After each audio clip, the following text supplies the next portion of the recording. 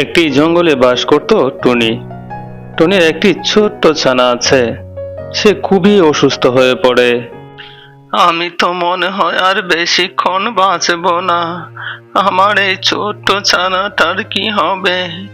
যাই তো দেখি, কারো বাসায় রেখে যদি আমি মরতে পারি, তাহলে আমার আত্মা শান্তি পাবে।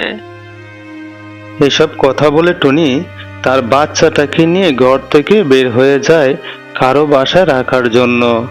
কিছু দূর যাওয়ার পরে টুনি হঠাৎ করে পড়ে যায়। পড়ে গিয়ে সেখানেই মারা যায়। আর টুনির ছানাটা খুবই কান্না করতে থাকে। এদিক দিয়ে যাচ্ছিল একটি কাক। টুনির বাচ্চার কান্না শুনে কাক বলতে লাগলো, এটা তো দেখে মনে হচ্ছে টুনির বাচ্চা, কিন্তু এখানে আসলো কিভাবে? আর তখনই কাক দেখতে পায় টুনি মাটিতে পড়ে আছে। ওইখানে গিয়ে দেখলো টুনি মারা গেছে।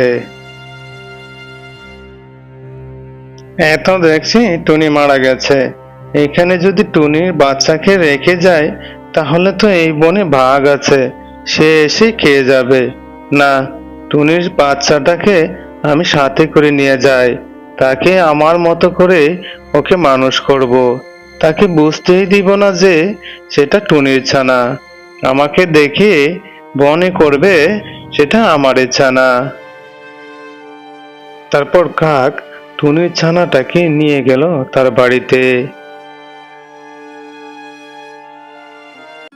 কি পণ্ডিত শিয়াল, কোথায় যাচ্ছ তুমি? আরে মামা যে, কোথাও তো যাচ্ছে না মামা, এমনিতে একটু হাঁটতে বের হয়েছি, আর তুমি সামনে পড়লে। তাই নাকি? তুই হাঁটতে বের হয়েছিস? চল দুজনে মিলে শিকার করা যায়, কারণ পেটেছে আমার ক্ষুধায় পেট ছুঁচো করছে। না, বেটা বাজি বাঘের সাথে আমি শিকার করতে যাব না। শিকার করলে সে আমাকে দিবে না, পুরোটাই সে খাবে। মামা, তুমি না হয় আজ যাও, আমার যে খুবই তাড়া আছে, আমার যেতে হবে। অন্যদিন না হয় তোমার সাথে শিকার করতে যাব। কি রে শিয়াল, তোর আবার কিসের তারা?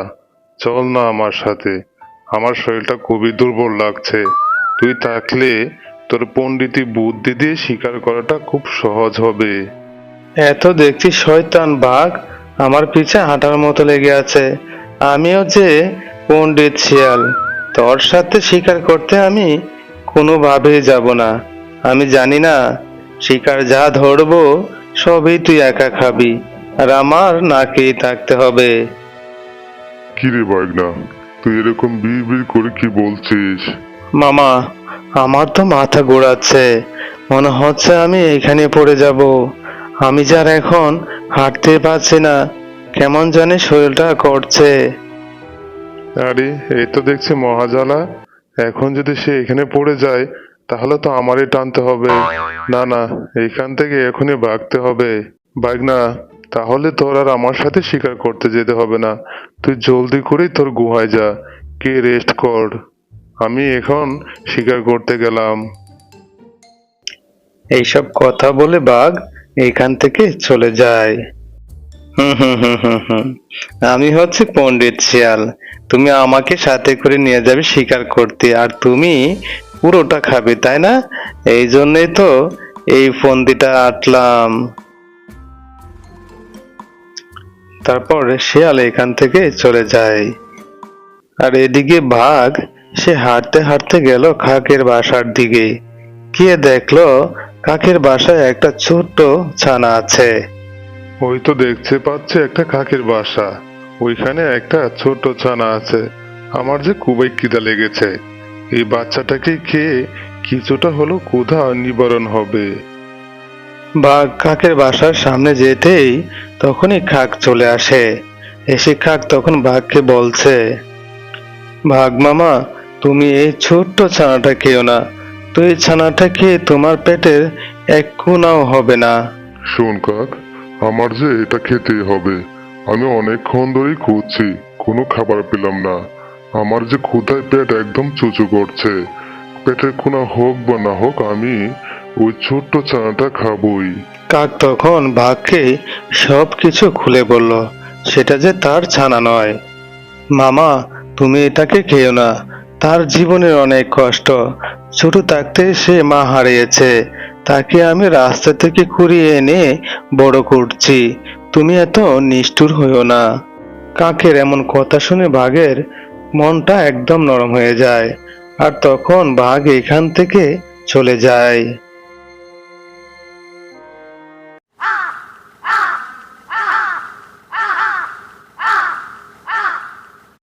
পরের দিন সকালবেলা শিয়াল আসছে হাঁটতে হাঁটতে কাকের বাসার কাছে।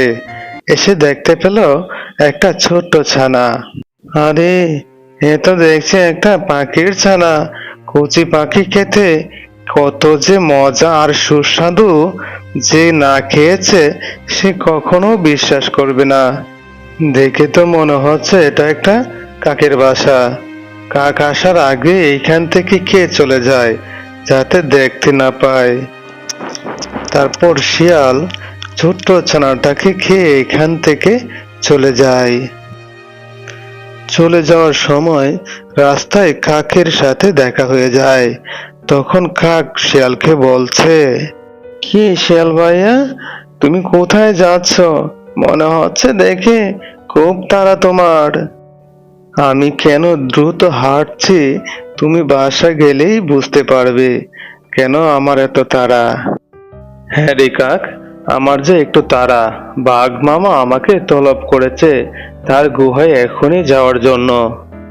ঠিক আছে, তাহলে তুমি যাও, আমি আমার বাসায় গেলাম। এসব কথা বলে শিয়াল আর কাক এখান থেকে চলে যায়। কাক বাসায় এসে দেখে তার এই ছোট্ট ছানাটা নেই। আর তখন সে খুবই কান্না করতে থাকে।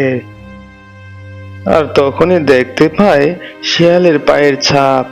এই দেখে কাক বলছে, এ তো দেখছি এটা শিয়ালের পায়ের ছাপ। সে এসে আমার ছানাটা খেয়ে গেছে। আর আমার সাথে সে মিথ্যা কথা বলেছে। বাঘ মামা তাকে তলব করেছে। আমি এখনই বাঘ মামার কাছে যাব, গিয়ে ওই শিয়ালের নামে নালিশ করে আসব। তারপর কাক সে বাঘের কাছে গেল। বাঘকে গিয়ে সব কথাই বলল। বাঘ তখন বলছে, ঠিক আছে কাক, তুমি কান্না করো না। আমি এখনই শিয়ালকে ডেকে আনছি, এনে এই বন থেকে তাকে তাড়িয়ে দিব। তারপর ঈগলকে বাঘ ডেকে বলল, এই ঈগল, তুমি এখনই শিয়ালের গুহায় যাও, গিয়ে শিয়ালকে বলো আমার সাথে এখনই দেখা করতে। ঠিক আছে মামা, আমি এখনই যাচ্ছি শিয়ালের গুহায়, আর বলবো আপনার সাথে দেখা করতে। তারপর ঈগল সে চললো শিয়ালের গুহার দিকে। শিয়ালের গুহার আগে শিয়ালের সাথে দেখা হয়ে যায়। আর তখন শিয়ালকে সব কথা বলে। ঠিক আছে ঈগল ভাইয়া, তুমি যাও, আমি এখনই বাঘ মামার সাথে দেখা করছি। তারপর শিয়াল বাঘের কাছে এলো। আর তখন বাঘ বলল, কিরে শিয়াল, তুই তো দেখছি বনের শান্তি নষ্ট করছিস। আমরা এখানে সবাই মিলেমিশে থাকি, আর তুই কি না কাকের বাচ্চা খেয়েছিস। এটার জন্য তোর শাস্তি হলো এই বনে আর কোনোদিনও তুই থাকতে পারবি না। এখনই এই বন থেকে চলে যা, আর না হয়তো আমি তোকেই মেরে ফেলবো। ঠিক আছে বাঘ মামা, আপনি বলেছেন, আমি আর এই বনে থাকবো না। তারপর শিয়াল এই বন থেকে সে চলে যায়। যেতে যেতে সে বলল, পাজি বাঘ, তোর কথায় আমি আজকে চলে যাচ্ছি। এটার প্রতিশোধ আমি একদিন নিবই। আমি হচ্ছি পণ্ডিত শিয়াল। তখন আমাকে তুই হাড়ে হাড়ে চিনবি আমি কি জিনিস।